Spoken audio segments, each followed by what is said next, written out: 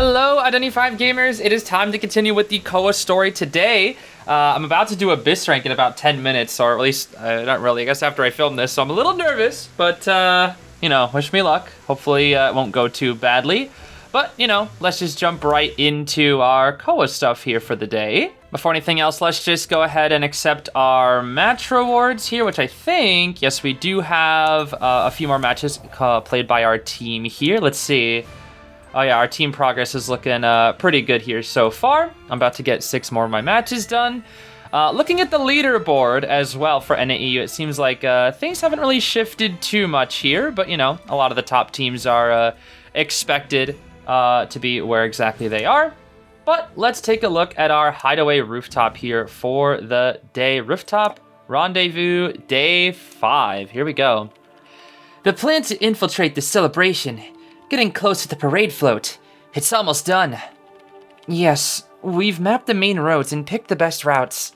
At first, my plan was over-optimistic. Artisan's input made it steadier. Maybe today's a rare chance to relax a little.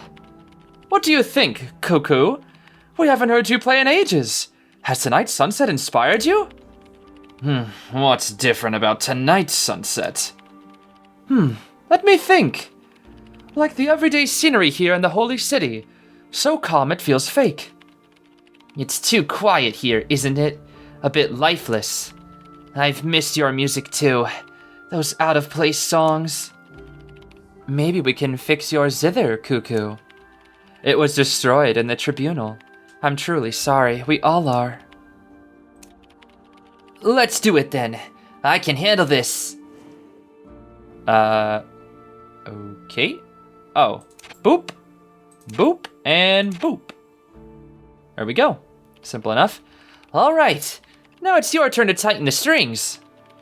Cuckoo takes the newly mended zither, still silent, but focused on every detail as if nothing else exists. His fingers are bound tight against the strings, maybe one of his symbolic punishments. Can those fingers still dance easily across them?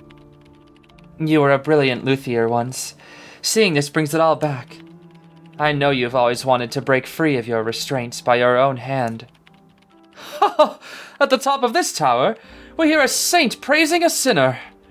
Just because both refuse to share in the divine power, or sip the golden wine from its cup. Nothing could be better. Yes, nothing could be better. Cuckoo? Bro, play. The instrument's fine. What else am I supposed to say? You're calm today, not your usual way. Cuckoo always had this scorching intensity, as if trying to break him is too weak to matter. I don't think it's gone today, just drawn back to burn quietly inside. Cuckoo rests the zither across his knees. His scarred hands move toward the strings, hesitant at first. The stiffness melts into flowing sound, warm, confident like a molten river of gold. Now I'm inclined to believe these songs could actually cause some alarm in the Holy City. Back when he still dressed as a luthier, he played just like this and never lost the knack. People can hear another kind of story in those notes, a defiance that overturns all else. Even now, beneath scars and the instruments meant to confine him, his spirit's untouched. This innate temperament remains utterly undiminished. Alright, Knight, I see you, bro. I see you out here. Let's take our reward here for the day, as well as our moment of reflection. Let's see what we got here. Okay, this looks so far simple enough. I believe we're going to have a 1 here, if I'm not correct, which means we would need a 3 here, which means we need a 4 here, which means we need a 2 here, which means we need a 4 here, which means we need a 3 here, which means we need a 4 here, which means we need a 2 here.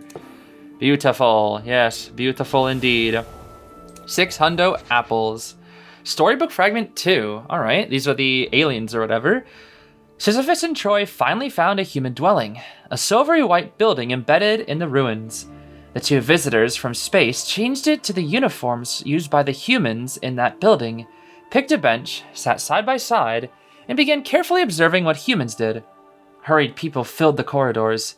Each individual looked like they had their own plans. At the intersections, they gathered, then split off in all directions again. Identical people, wrapped in different colors, or roles, colors, and symbols, flow day and night through these passageways. How strange, Sisyphus. I can't read anything in their hearts, Troy said. They look like they have so many things they want to accomplish, Sisyphus replied. But they also look like they have nothing at all. No feeling, no passion. Maybe they hide those in their dreams?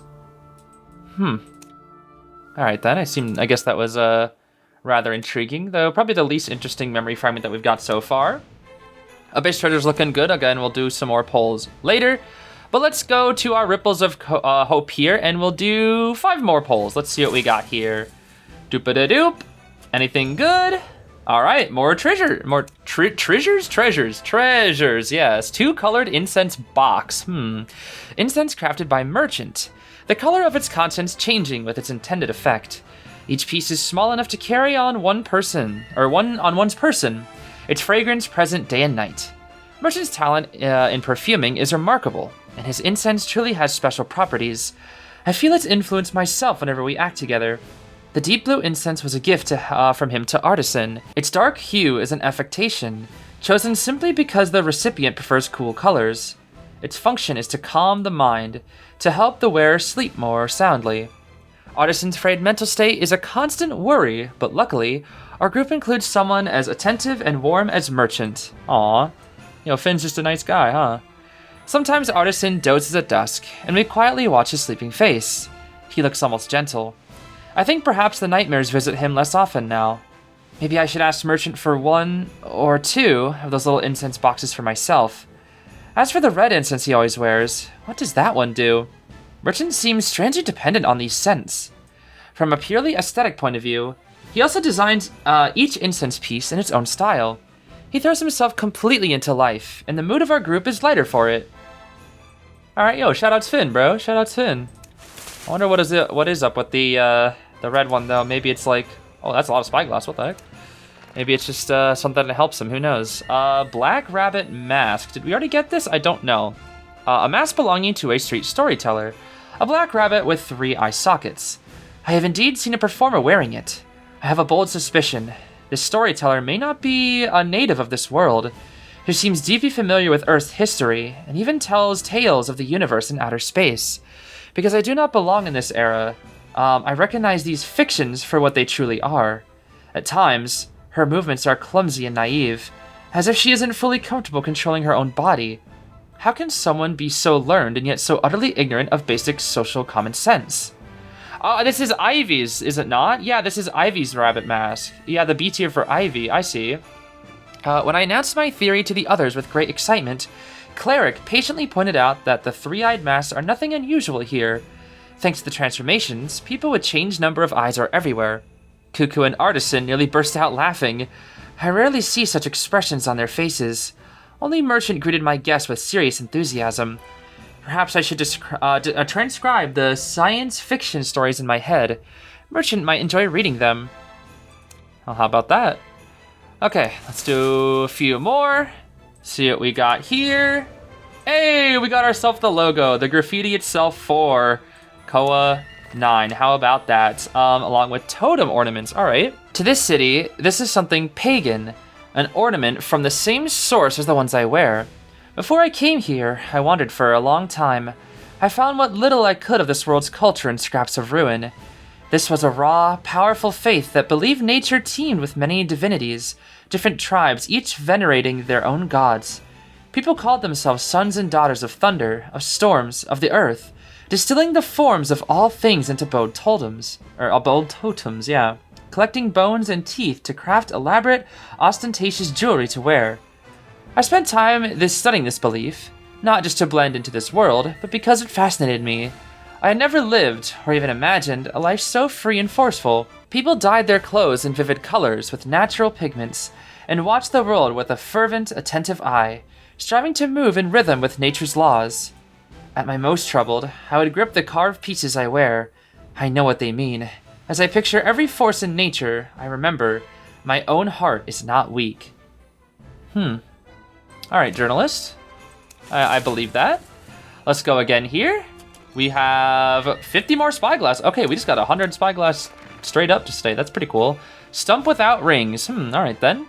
A tree stump without growth rings, catalogued as a creation with no trace of time, and used to support the claim that the Holy City's history is forged. Alongside it are other pieces, a tortoise shell with no growth pattern, a fish's otolith without age lines. They appear before us like miracles, evidence that can be called divine signs, but also proof that the Holy City's history is far shorter than the canon or common belief suggests. If the Holy City is stitched together from lies, then these material proofs are a lamp lit within vast darkness. Yet it is precisely this tiny lamp, this small flaw in a massive system, that makes you feel how minuscule our knowledge is before that darkness. Some choose to press forward with this light, probing the boundaries of the unknown. Many more, perhaps, chose to snuff it out and become part of the dark. How creepy. Let's go for one more here and see what we got. Okay, that's pretty mid. Whatever. Geometric branches, alright then. A particularly rare plant whose stem and leaves, once fully mature, arrange themselves in exquisite geometric patterns. At maturity, it looks less like an organic life form and more like a complex work of art or a device. When the wind blows, its uniform branches shift in sequence, and in that motion it finally seems alive. Faint blue light glimmers in the gaps of its limbs. The blessed ones are especially drawn to this plant. The name it bears is drawn from this rumor of attraction, but few have ever actually seen the sight of blessed ones gathering among its branches. The residents of the Holy City piously obey every precept, and so the blessed ones and this plant that is so closely associated with them are both forbidden. Bro, I want to eat it. What if I just ate one of the leaves, huh? Sometimes I wonder if fear and reverence, holiness and taboo, always come in pairs, two faces of one thing. They nourish one another, feeding a cycle in which mystery grows ever larger. Of course, our little group is already an anomaly in a city woven entirely from taboos. As I write, the artisan is sketching this plant on paper, while Cuckoo uses one of its branches to coax our latest foundling, a cat in mid-transformation. Oh, I see. For the little fluff ball, I see. Interesting. Well, alright then. I think we only have about 7 more treasures, is that right? Yeah, about 7 more treasures to discover, which we'll have to do in our future days. But yeah, I think that's going to be it for today, everybody. So, as always, thank you so much for watching. We only have 2 more days left of this little COA story, so I hope you enjoy the last 2 days.